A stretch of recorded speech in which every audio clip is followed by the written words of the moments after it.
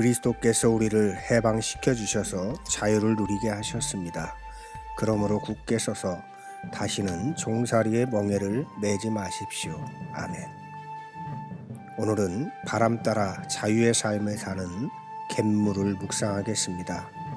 제주도의 해안가나 길가, 밭과 길의 경계를 이룬 돌담의 길가를 따라 피어있는 보랏빛이나 흰색이 감도는 꽃입니다. 제주에서는 양지 바른 곳에서는 겨울에도 그 꽃을 볼 수 있을 정도로 그 생명력이 뛰어납니다. 갯무는 원래 농작물인 무에 그 뿌리가 있다고 합니다. 씨앗들이 바람에 날리면서 밭에 경계선 바깥으로 그대로 옮겼고 오랜 시간 사람의 손길이 닿지 않으면서 지금도 여전히 밭에서 가꿔지는 무와는 다른 모습을 갖게 된 것이라고 합니다. 그들은 자유의 바람을 타고 그들이 갈 수 있는 가장 먼 곳, 바다와 가장 가까운 곳까지 그들의 삶의 영역을 넓혀갔습니다. 갯무는 뿌리와 잎을 모두 식용할 수 있다고 합니다. 물론 맛은 무 같지는 않겠지만 그 쓰임새는 무처럼 해수, 소화제, 기관지염 등의 약으로 쓴다고 합니다. 그 모양은 변했지만 꽃은 더 예쁜 색을 간직하게 되었고 그럼에도 그 본성을 잃지는 않았습니다. 참 아름다운 일입니다. 어려운 일이 있을 때 사람들은 두 가지 반응을 한다고 합니다. 어떤 사람은 어렵기 때문에 그 길을 피해서 다른 길로 가고 어떤 이는 어렵기 때문에 더 열심히 그 길을 간다고 합니다.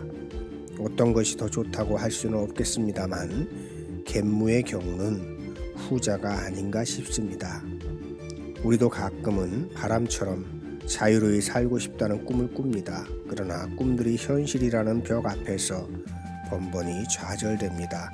그렇다고 현실과 바람, 그 간극을 느끼며 살아가는 것이 의미 없는 삶이 아닙니다. 오히려 현실의 삶에 급급하느라 자기의 바람을 잃어버리고 살아가는 것이 의미를 잃어버린 삶인 게지요. 삶의 알짬이란 현실에 안주하는 삶에 주어지는 것이 아니라 끊임없이 자신의 삶에 의미를 부여하는 이들에게 주어지는 것입니다. 그것이 삶의 향기가 되는 것이죠. 향기를 가진 삶, 자기만의 향기를 가진 사람, 그 사람이 아름다운 사람입니다. 무언가의 가치를 말할 때 우리는 경제 논리로만 말하려고 하는 경향이 있습니다. 만문적인 사고방식이 우리를 지배하고 있어서 이 논리에서 벗어나는 것 자체가 무의미한 것처럼 취급당할 때가 많습니다.